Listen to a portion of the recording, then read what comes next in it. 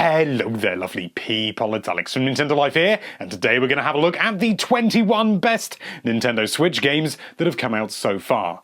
Why 21? Well, it's a number. Do bear in mind that this is being recorded in December of 2017, so if there's anything that comes out after this date, then obviously it won't be featured in this video, because we're not from the future. But anyway, enough waffling, let's dive right into things.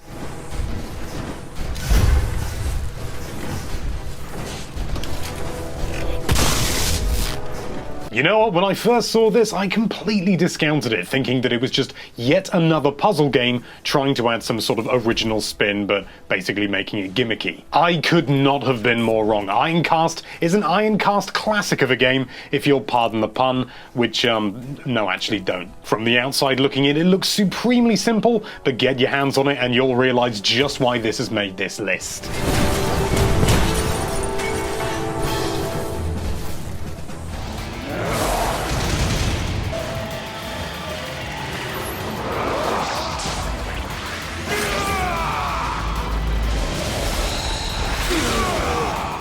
I absolutely loved Pokkén Tournament on the Wii U, and so to bring that over to Switch just seemed like a no-brainer. Because let's be honest, the Wii U didn't do all that well, and so bringing some of the great games from that system over to this new system that is not only portable, but is also more powerful just makes absolute sense. Alongside the brilliantly timed gameplay, it brings in new characters and new features, and basically it's just all round the definitive version of the game.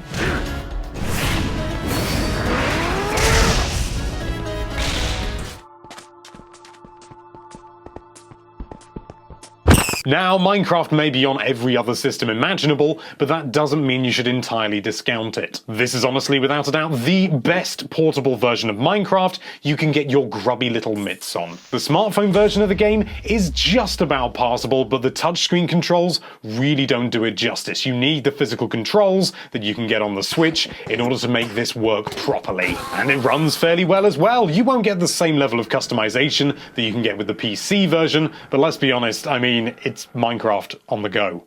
It's Minecraft on the go!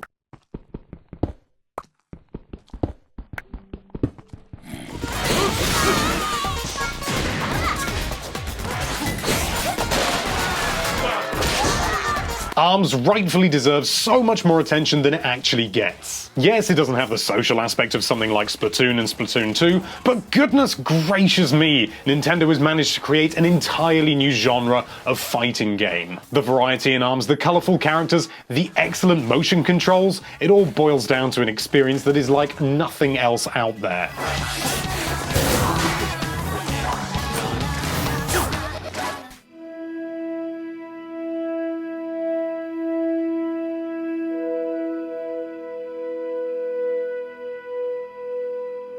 Rhythm games have been kind of done to death in various forms over the past, well, however long they've been out. But Thumper does something entirely different. It basically takes the idea of a rhythm game and applies basically what is a fever dream to it. The visuals and music are absolutely second to none. The gameplay is extremely challenging, and it can only get more challenging if you want it to. If you're gonna play this one, play it with headphones.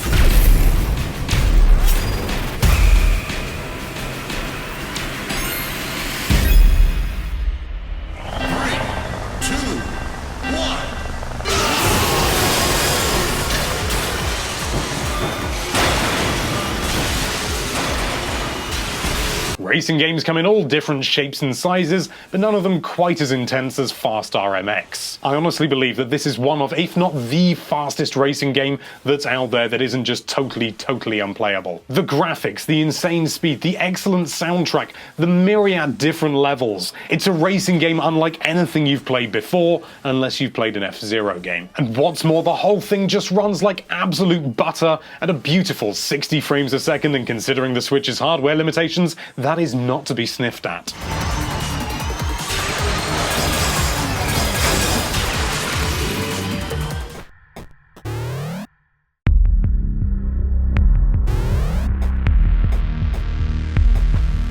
Metroidvania may be the weirdest name for a genre ever, but Axiom Verge more than lives up to the massive expectations of any fans of this genre. It's original, inspired, and just downright beautiful to look at, and most importantly, play. Rather than trying to be too much like Metroid or Castlevania, it carves its own path, and it is extremely memorable.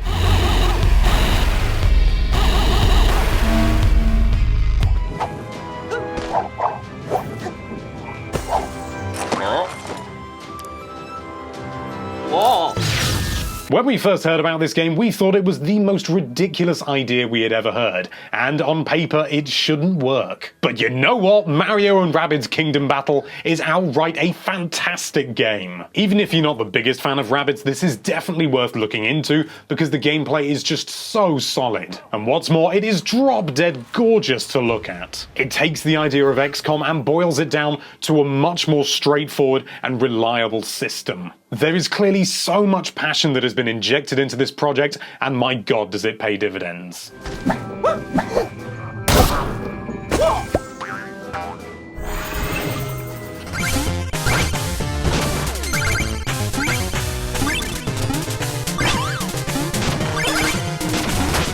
Shovel Knight may have been on every single platform imaginable, but honestly, it deserves to be. It is one of, if not the most impressive games to come out of a Kickstarter project, and if you happen to be even vaguely interested in retro platforming goodness, you honestly cannot miss this one. I don't even know why I'm talking about it, no doubt you've probably played it.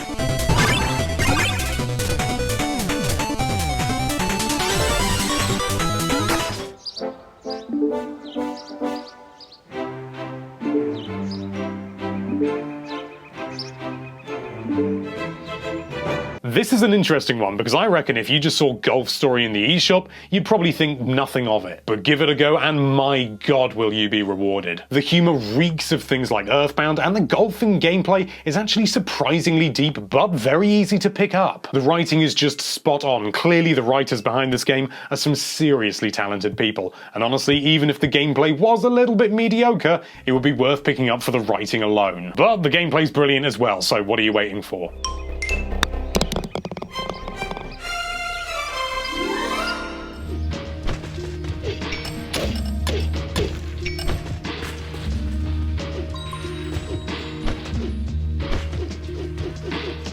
SteamWorld Dig 2 is kind of, again, much like Axiom Verge, a very sort of Metroidvania-style game, but entirely carves its own path. In fact, arguably more so than Axiom Verge, because the entire gameplay is based around digging, as the name would probably suggest. Every single time you think you've got this game down, it then throws another idea at you that just changes everything up enormously. I don't want to give anything away, but trust me when I say there are plenty of surprises in store here. Give it a go, I guarantee you will absolutely love it.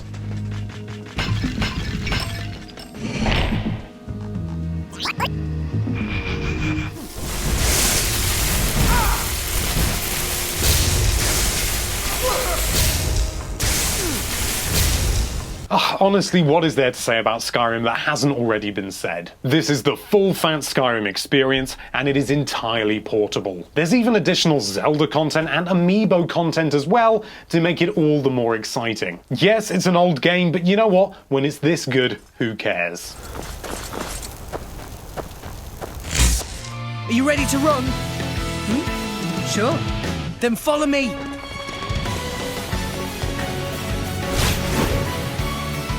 Although it's certainly not without its problems, the Xenoblade series has been one of the most consistently good JRPG series for the past, oh god, I don't even know. This is the true sequel to the original Wii game, even though it shares basically nothing in common when it comes to theme. The stories, the characters, it's all brand new, incredibly engrossing, but the icing on the cake is the combat has been refined and is overall just a much more pleasant experience. Not to say it wasn't good before, but it's just so much more straightforward now.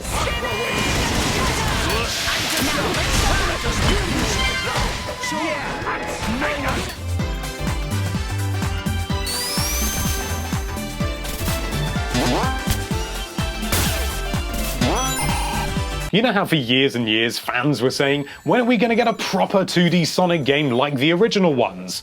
Well, now we do.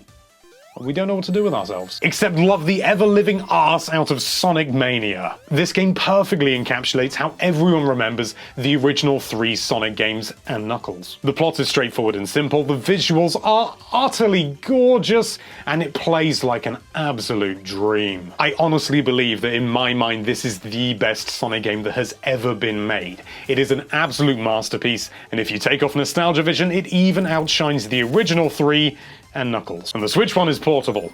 That's going to come up a lot.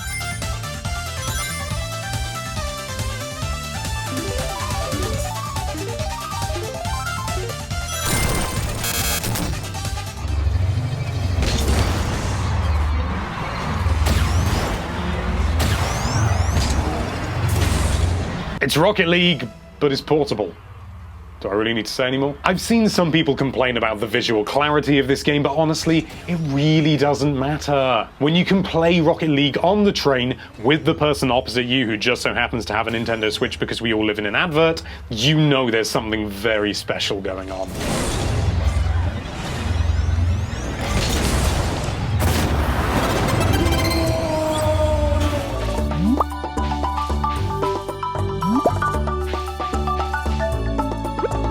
To call Stardew Valley a farming simulator really doesn't do it justice. When you enter into this game, you are entering into an entire living, breathing world. And what's more, you are free to do pretty much anything you like. Yes, the game will try and encourage you down a certain path, but if you want to, you can just do whatever the hell you like. If you don't want to, you don't have to answer to anyone, and to be honest, if you don't want to, you don't even have to farm. I mean, in all honesty, you'll be missing out on a good chunk of the game, but that doesn't mean that the choice isn't there, and that's what's so wonderful. Rather than something like Animal Crossing where it's done in real time, a day in Stardew Valley only takes about 13.5 minutes, and that's if you stay awake for the entire time. You can go to bed whenever you want. If you've got nothing left to do, you can just progress to the next day, and there is no pressure to ever do anything in a particular time frame.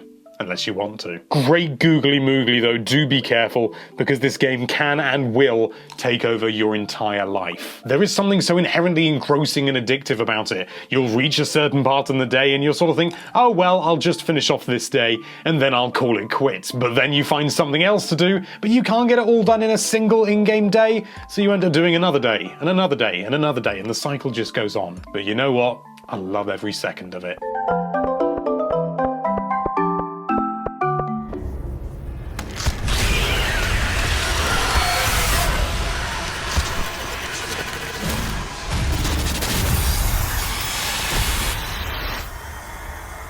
If you told me in March that Doom would be running on the Nintendo Switch, I'd have said, well, obviously, Doom runs on everything. But if you told me that Doom 2016 would be running on the Switch, I'd have outright called you an absolute liar.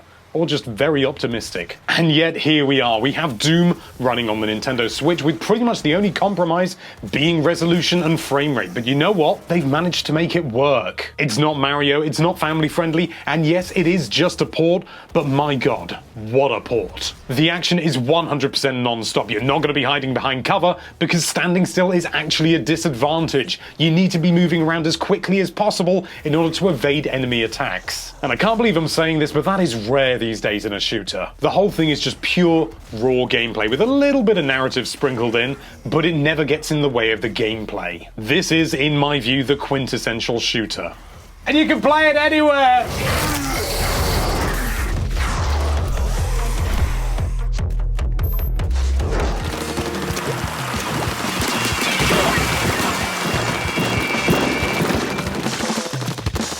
What was that I said about Doom being the quintessential shooter? Oh yeah. Splatoon 2 is not the quintessential shooter. Splatoon 2 is something entirely different. Trust Nintendo to take a genre that's been done to death and boiled down to the most basic ideas possible and completely change everything. Splatoon 2 has to be one of the most tactical, one of the most engrossing, and one of the most intense experiences in gaming today. Every single match is entirely different because every time you pull the trigger, you are changing the terrain around you. All of a sudden, even if you're not very accurate or good at shooters, you can help your team just by firing your weapon seemingly at random. But then as you get deeper and you get better at the game, it becomes an insanely tactical and insanely competitive field. It straddles the line between competitive and accessible so wonderfully, you'll honestly not even notice the transition. Also Salmon Run.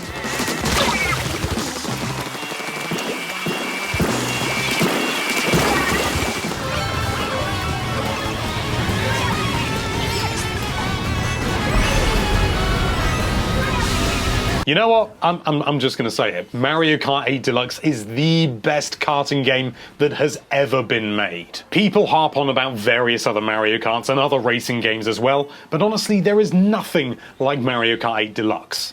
Except maybe Mario Kart 8. The only bad thing about Mario Kart 8 on the Wii U was the fact that the battle mode was absolute rubbish, and so they completely changed it in Deluxe. There is no other racing game out there that so beautifully walks the line between rewarding skilled players and allowing new players to play and actually have a decent chance. If you put a really skilled player against a beginner, yeah, the skilled player is gonna win, but the beginner may well come second and will certainly make things tough for the first player. It ditches the chaos of Mario Kart Wii and allows people with skill to truly triumph, but without alienating younger and less experienced players. This game can and does appeal to pretty much everyone.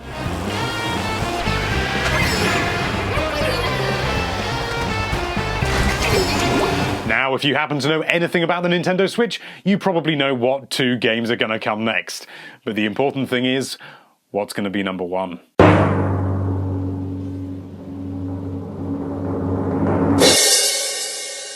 Oh my god! After Super Mario 3D World and Super Mario Galaxy and stuff like that, I thought we were never going to revisit the idea of a sandbox Mario game, and yet here we are! Super Mario Odyssey is, without a doubt, one of the best Mario games that has ever been released, and in my opinion, it may even be the best. It takes everything that everyone ever loved from Super Mario 64, and even some of the things that some people may have slightly liked from Sunshine.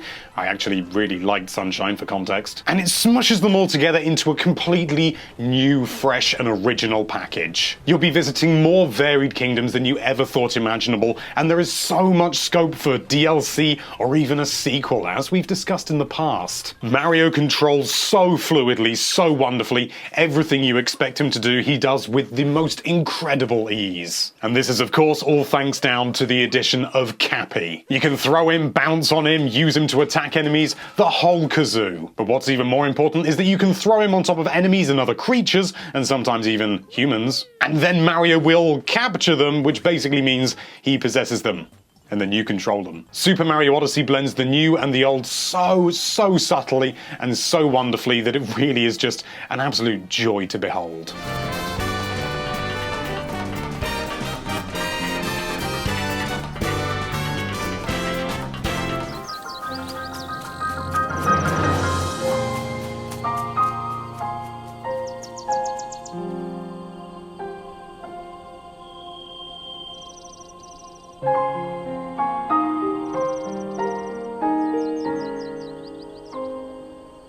This was a really tough decision, but if I had to say which was the best game out of Super Mario Odyssey and Breath of the Wild, I just have to go with Breath of the Wild by the merest of margins. Whilst Mario Odyssey is revolutionary and one of the finest games I've ever played, Breath of the Wild almost goes beyond the idea of a game. We've seen open world games before, but the difference with Breath of the Wild is that you basically only ever have 2 objectives. You've got to get through the tutorial and you've got to take out Ganon, and everything you do between then is up to you. If you want, you can just charge in and take him out, and if you've played the game before, maybe you'll succeed, but if you haven't, I guarantee you won't. Much like games like Monster Hunter, the weapons and armor that you can get will improve your abilities and make you a better fighter, but what really makes you a better player overall is your understanding of the game. The combat has to be some of the most varied that we have ever seen in a game, full stop. You can do so many different things, and yet it doesn't lean too heavily one way or the other. The world is vast beyond imagining and seems barren and empty, but look just a little bit closer and you'll find so much detail to love. The story is handed to you in a fragmented manner, meaning you have to piece everything together, but if you don't want to, you don't have to. You can go in blind. And whilst it may not have some of the really catchy and memorable music from games like Majora's Mask or Ocarina of Time, it goes in a completely different direction. The music is atmospheric and takes a back seat, but it makes the experience all the more immersive. To be honest, I could gush on for hours about Breath of the Wild, but I'm sure you've heard it all before, but if you haven't, then of course, we have reviews that you can check out just to see how wonderful this game is. It's more than just a game, it's a personal adventure.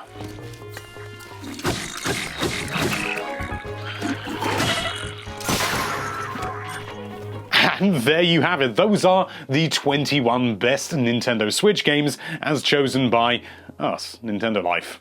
Nice. Do you agree with this list, or do you think it's total hogwash and Vroom in the Night Sky should have been number 1? Let us know down there in the comments. Thank you so much for watching. If you like this video, then why don't you take that subscribe button by the hand and swing it round until you click on it so you're subscribed.